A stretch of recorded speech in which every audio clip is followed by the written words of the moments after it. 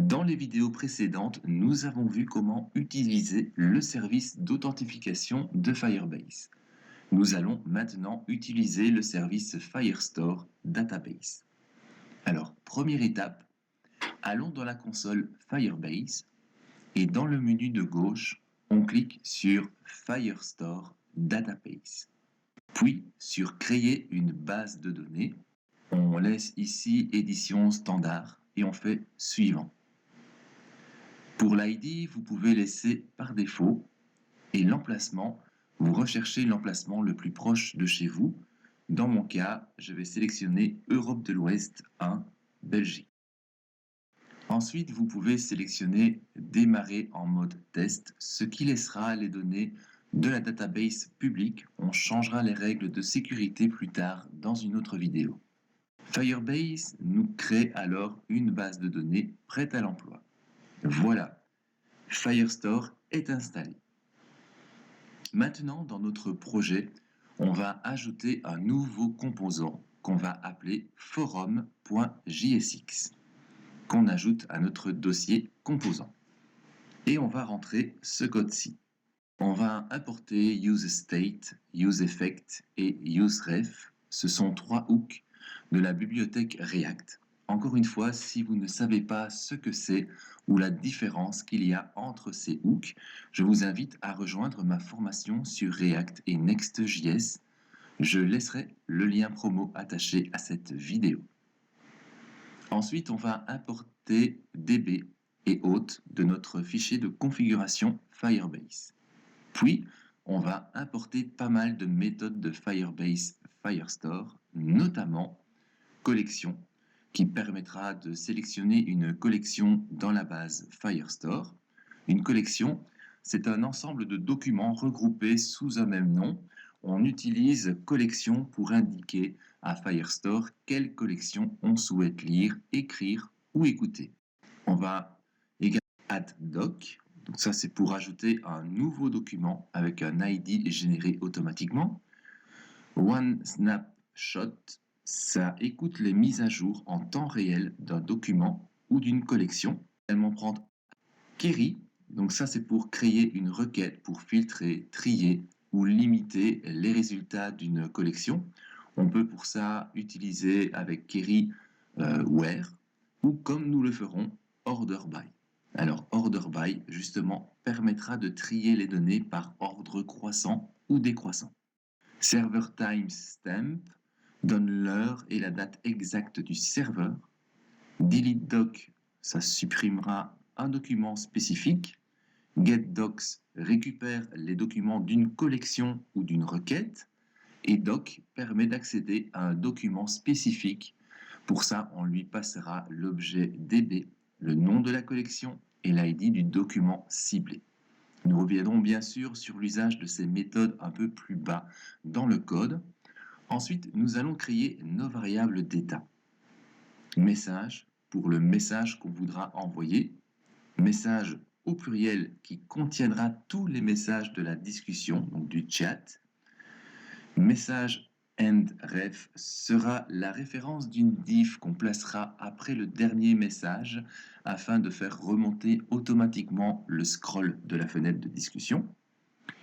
Alors, current user contiendra le nom, donc ici l'email de l'utilisateur. À défaut, il aura comme nom anonyme, mais en principe, ça ne devrait pas arriver puisqu'on aura toujours un email associé au compte de l'utilisateur. Ensuite, on crée une fonction getUserColor qui générera une couleur stable pour chaque utilisateur. Ce sera une couleur aléatoire parmi les couleurs qu'on aura ajoutées au tableau Colors. On crée un hash sur le nom de l'utilisateur afin d'avoir un résultat stable entre 0 et 5, ce qui définira une des 5 couleurs à l'utilisateur. Ensuite, on utilise useEffect pour créer l'événement et récupérer tous les messages. Q sera la query qui pointera vers la collection messages de notre database. On utilise également order by afin d'avoir toujours le dernier message en dernier dans la fenêtre de discussion. On récupère ces messages lors de la création de l'événement, donc ici dès que le composant est construit, ainsi qu'à chaque changement dans la collection de la database. On crée une variable unsubscript qui contiendra la référence de cet événement. Comme ça, on pourra se désabonner lorsque le composant sera détruit. Et on crée l'événement à l'aide de la méthode OneSnapShot qui prend en paramètre la query, puis en second paramètre, on a une fonction. À chaque modification de la collection pointée par la query, cette fonction sera appelée depuis Firebase, ce qui nous permettra de mettre à jour cette message. On va créer un autre effet pour scroller automatiquement la fenêtre de discussion. Pour ça, on récupère la diff de fin des messages pour savoir son emplacement. Behavior est à smooth, ce qui permet de faire défiler en douceur le scroll. Et dans le tableau des dépendances, on y met message pour que le scroll se mette à jour à chaque nouveau message. On va créer une fonction qui permettra de pouvoir effacer toute la discussion. Dans une application de chat pro, on pourrait utiliser cette fonction quand le créateur du salon se déconnecte ou après un certain temps pour nettoyer d'anciennes conversations. Il n'y a pas de méthode dans Firestore pour supprimer directement tous les messages d'une collection. On va donc récupérer tous les messages grâce à getDocs, puis les effacer un à un à l'aide de deleteDoc.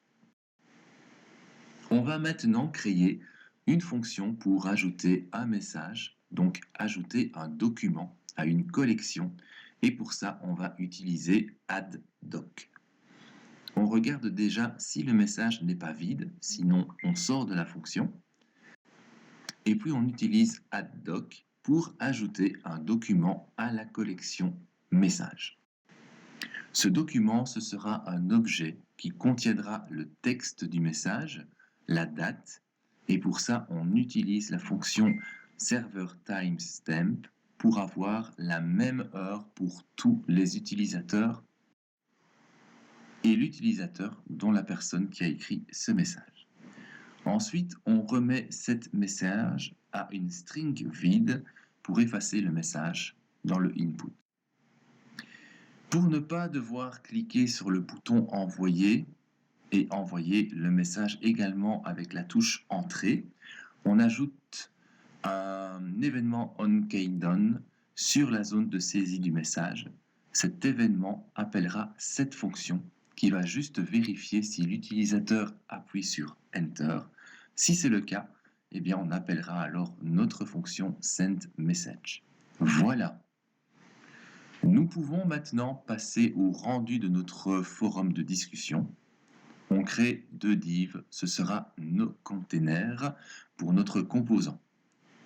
En en-tête de notre fenêtre, on aura le titre, forum de discussion, ainsi qu'un bouton rouge qui permettra d'effacer les messages, donc de la collection Firestore, pour nettoyer la fenêtre.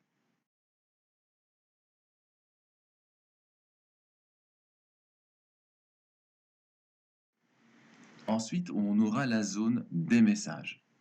S'il n'y a aucun message à afficher, on mettra juste aucun message pour l'instant.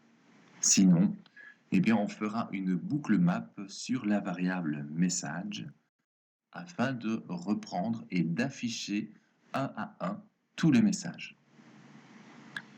Si le message est le nôtre, isme, alors on l'indiquera en bleu indigo 600, sinon on utilisera notre fonction getUserColor pour sélectionner une couleur propre à l'utilisateur. Si c'est notre message, on l'affichera à gauche. Donc pour ça, on utilise marche left 0. Sinon, on l'affichera sur la droite avec marge left auto. On indiquera d'abord le nom de l'utilisateur pour savoir de qui vient le message, puis le contenu du message. Ensuite, nous mettons une simple div vide à laquelle on récupère la référence pour savoir l'emplacement du dernier message pour notre scroll automatique. Il nous reste à faire notre zone de saisie. Ce sera un text area et un bouton pour pouvoir écrire et envoyer notre message. Le text area sera contrôlé par la variable data message.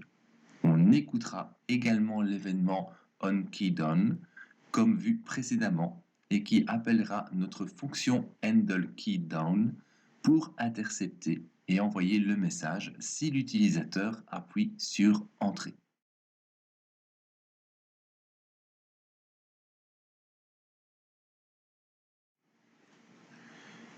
Et nous mettrons notre fonction sendMessage sur l'événement onClick du bouton.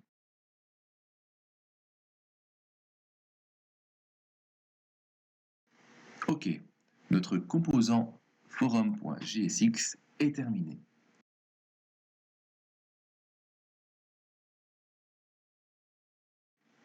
On va retourner dans notre app.jsx et ajouter notre nouveau composant juste après le message de bienvenue. Comme on a besoin de savoir quel utilisateur envoie les messages, on a besoin d'être authentifié avant de pouvoir utiliser notre chat. Bien, testons. Nous ne sommes pas authentifiés, nous n'avons donc pas accès à notre forum de discussion. On va s'authentifier. Moi, je vais le faire à l'aide de Google. Et voilà. Donc, après notre message de bienvenue et notre bouton pour se déconnecter, nous avons bien notre forum de discussion avec écrit « Aucun message pour l'instant ». C'est normal puisque notre base de données est vide. On va y remédier et écrire un premier message. Par exemple, « Salut, la team ». J'appuie sur Envoyer, ou vous pouvez également appuyer sur la touche Enter de votre clavier. Et voilà, j'ai bien ma bulle bleue avec mon nom. Ici, c'est mon adresse mail, suivi de mon message.